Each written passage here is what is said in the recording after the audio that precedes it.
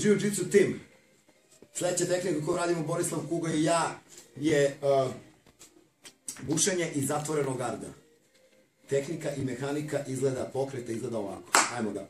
Pozicije koju smo radili, znači Boriša stoji ovdje blokirajući moje kukove, zatvora svoje laktove. Moj princip, u stvari princip kompletnog Jiu-Jitsu, da njegove zatvorene laktove otvorim, da mu izolujem ruke od tela, da ne bude kao blok. U ovom slučaju radim sljedeću priču, znači isto, ulazim rukama unutra, oslobađam bukvalno svoje ruke, spajam i širim tako da širim njegove laktove i poločim ga. Kad ga privučem na dole, ova ruka, u ovom slučaju desna ruka, ide skroz oko njegove ruke ovdje. Zatvorim lakat i gledaj šta radim ovdje. Otvorim kragu, suprotnu, uhvatim unutra i gledaj. Čim uradim to, izađem malo na stranu.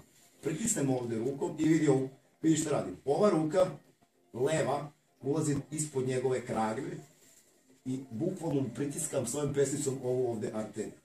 Šta se radi? Šta se događa u ovom slučaju? Desnu ruku vučem ka sebi, a pesnica koja je ovdje će raditi ovako. Da bi mu blokirao, naravno, dotok krvi. Gledaj čemu se radi.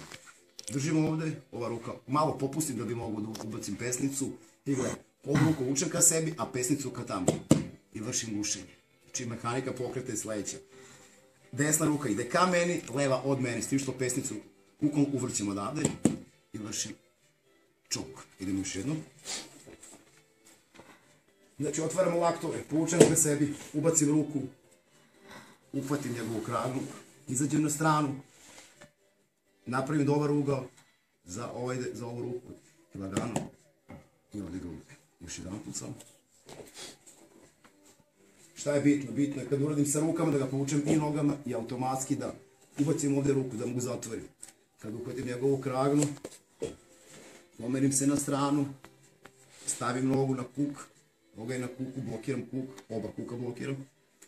Ruka ide unutra i gledaj, vučem ka sebi desnu ruku, levu uvrćem i vršim davljenje. Ako se desi slučajno da ste jako zategli, da se zategne, ne mogu da ubacim ruku, ista priča, ubacit ću pesnicu ovdje i udarit ću ga.